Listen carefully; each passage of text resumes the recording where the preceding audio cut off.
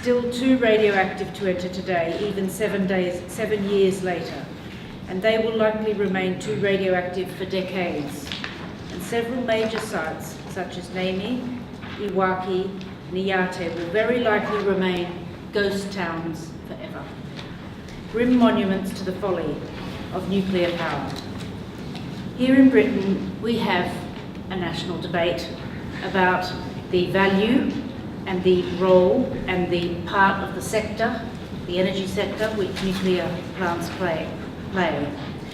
And we have had a number of reports and commentaries from parliamentarians in recent months, including the withering report of the Public Accounts Committee, chaired by Meg Hillier, on the Nuclear Decommissioning Authority, the NDA. Another critical report on the NDA's finances, the Holiday Report, is expected imminently. Last year saw the publication of an equally critical report from the National Audit Office, lambasting the government's ill-advised financial support for the nuclear electricity from the proposed Hinkley Point C power station. And there are real question marks ongoing, despite the amount of investment already by a number of partners. And we know that the French regulator, the Autorité de Sûreté Nucléaire, on the identical PWR planned at Flamanville in France, are evidence of those questions which remain. Now this evening, we have a stellar and gender-balanced array of speakers, including Dr. Fairley, who's here for his third year with us. Could well have been before I was an MP as well, as this is my third. Professor Stephen Thomas, the University of Greenwich Business School.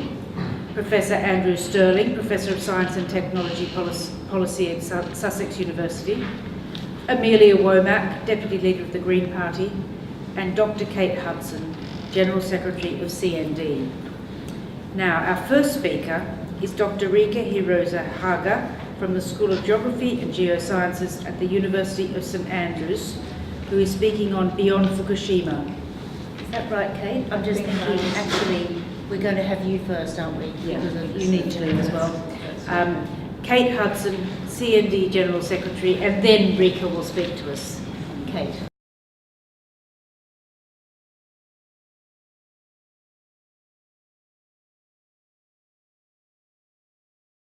Thanks very much indeed, Catherine. And can I say, not just as a constituent of yours, but as a general appreciator of the great work that you do, both against nuclear power and, of course, against nuclear weapons. I know we all very much appreciate that. I just wanted to speak very briefly about anti-nuclear power campaigning internationally. And I'm going to conclude with a little plea around that, so I hope you'll bear with me when I come to that point. But I think it's just worth saying that anti-nuclear power groups and activist organisations exist in every country which has a nuclear power programme. So it's by no means a kind of a small or limited thing. This is a movement which has a very, very extensive reach. I think that we could date the time when it really became a kind of an activist issue to 3 Mile Island in the United States in the 1970s, and then of course particularly surging forward in the 1980s in the wake of the terrible Chernobyl disaster. I think what we've seen tragically is that the kind of bursts in anti-nuclear power development come as a result of those tragic developments. And then, of course, again, I think perhaps the tragedy at Fukushima was really the spur to a real turning of the tide against nuclear power, so-called civil nuclear energy. That has really been a massive turning of the tide. And I know that whilst in 2011 we were deploring the kind of head in the sand attitude that our own government had, you know, our nuclear regulator or safety officer, whatever he was, rushing to say, oh yes, terrible at Fukushima, but we don't face any of those problems, there's no safety issues here in Britain. At the same time that our government was pursuing that, craven position. We saw other governments around the world taking very, very different positions. And of course, it's widely known that Italy has permanently closed all its functioning nuclear plants, that Belgium, Spain, Germany and Switzerland are in the process of phasing out, largely as a result of what took place at Fukushima. So just want to say a little bit about the situation since then, by just touching on just a small number of countries, because I think they're quite an interesting sample. But I want to just preface that by telling you the very latest opinion polls, as far as I'm aware, in Britain on the question of nuclear power. That is a February 2018 opinion poll, or research, let's call it, conducted by our own government's Department for Business, Enterprise and Industrial Strategy, or whatever BEIS stands for, which found that 35% support nuclear energy and 79% support renewables. So that is quite a powerful shift. And I think it shows the extent to which the kind of case for renewables and the kind of very obvious economic, financial waste produced or promoted by nuclear power, that is really coming into the public awareness. It just seems like a few years ago it was more or less 50-50 or sort of 52 for nuclear energy and so on. That shift is a very, very significant thing. So just to touch on 2 or 3 countries, the United States, I always find it really interesting to look at campaigning in the United States on our issues vis-a-vis campaigning here in Britain. And I'm pretty aware of the nuclear weapons campaigning in the United States, because we do have very close links as CND with the campaigns over there. But I became aware when I was looking at this issue recently how little contact we actually have with the anti-nuclear power campaigns in the United States. They have a very diverse anti-nuclear movement with many, many groups, many actions, and again that 3 Mile Island, Chernobyl, Fukushima kind of staging in the activities around that.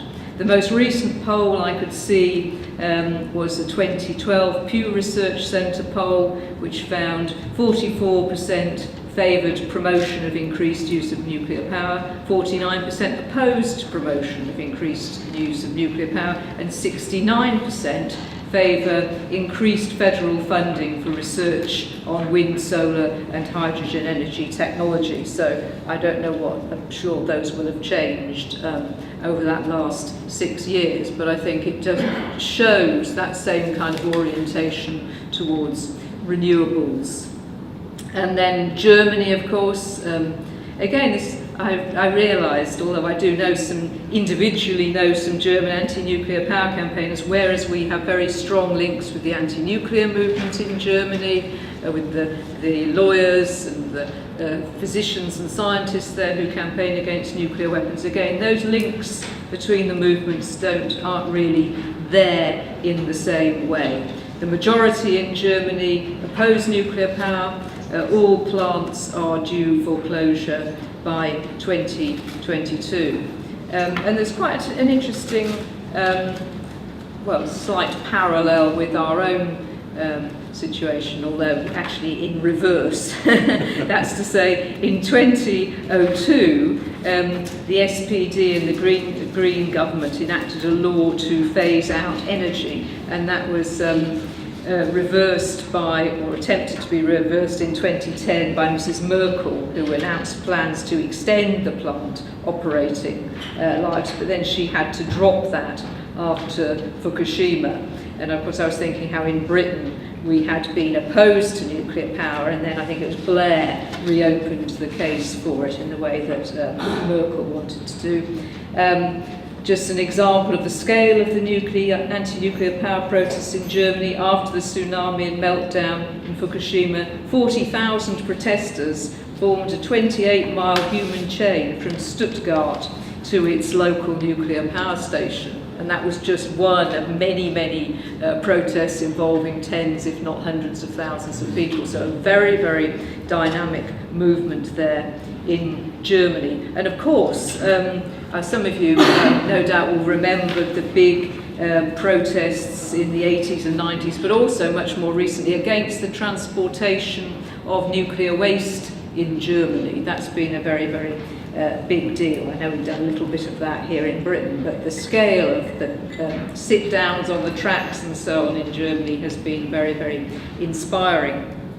And then in France, well, this may be, I don't know, misinformation on my part or something, but I have always understood that there hasn't been a strong anti-nuclear power movement in France, and they have a kind of disproportionately large reliance on nuclear power for their energy provision. I think it's about 2 months after the Fukushima disaster, around about May 2011, I went to Le Havre in France, where there was something like a G8 protest. I can't remember exactly what it was, but on there, the first time I'd ever seen in France, the overwhelming number of banners and placards and protesters were out there against nuclear power. And that was the impact, the immediate impact, which the Fukushima disaster had on the movement in France. And thousands at that time surged to oppose nuclear power, demanding that the reactors be closed. And of course, at that time, it was focused on the closure of Fessenheim, which was the oldest reactor in France. And that movement was effective to the extent that when François Hollande, the unlamented former president of France, he was sort of pretty much obliged to say that there would be a partial phase out of nuclear power in France, and that they would reduce their reliance on nuclear energy for electricity production. Of course, that promise is still to be realised, but that movement in France remains. But I think, well, that sort of eases me into my final point on this, which is that, first of all the arguments, as far as I can see, all the kind of, every single type of argument, whether it's a financial, economic argument, whether it's a health argument, an environmental argument, whatever the arguments, safety and so on, all the arguments are on our side. And there is a greater understanding and appreciation of that. What we need to do, in my opinion, is, as a movement, to be much more effective in driving that argument forward and ensuring that our government, as we're here in Britain, our government, but also other governments, move away from the idea and the practice of nuclear power production. But what I think we need to do in order to be more effective is to have two increased forms of conversion. One, I think, is between campaigning on nuclear power and nuclear weapons, because they are so almost divorced. And I know that's partly because I know some people are against nuclear weapons but not nuclear power and so on. But I think we need perhaps to re-look at that kind of separation and try and be much more effective in our anti-nuclear work as a whole. We need to win those arguments. So a convergence of those wings of the anti-nuclear movement, so to speak. And then also a convergence across national borders, to have a kind of much greater internationalization of the movement, of the campaigns against nuclear power. And in that way, I'm absolutely confident that we can be far more effective and we can help eventually and ultimately to bring about the abolition of nuclear, the ending of the nuclear addiction, whether it's nuclear weapons or nuclear power. Thank you very much.